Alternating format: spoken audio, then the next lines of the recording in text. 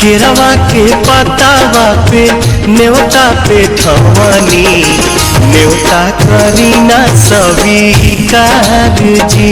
हाँ लिहिनाया रख मोर आदित्य गोसाइया परती के सुन ली पुकार जी।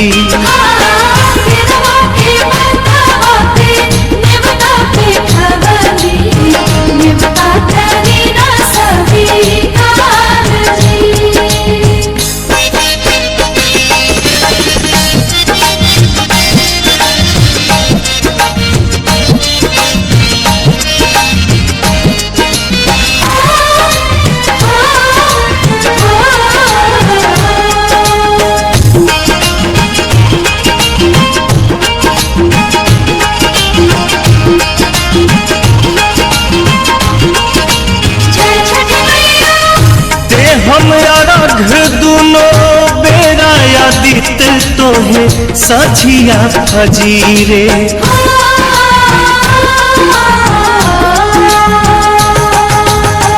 दूसरा अर्घ देके मानव आशीष आके गंगा के तीरे।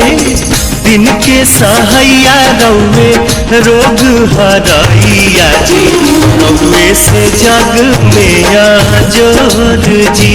हाँ केरवा के पतावा पे न्योता पे ठवानी न्योता करीना स्वीकार जी।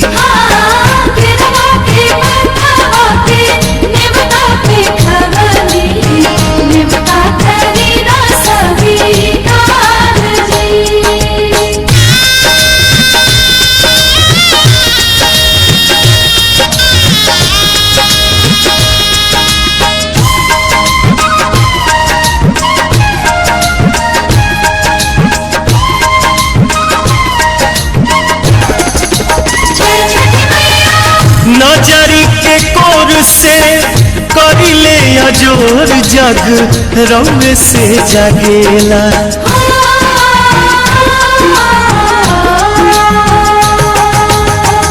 रौवे से रात होला रौवे से दिन काल चक्र चलेला। हर साल करब बरत आई छठी घटिया हमनी पकड़ब पुकार जी। हाँ लिहिनाया रघ मोर आदित्य गोसाइया परती के सुन ली पुकार जी।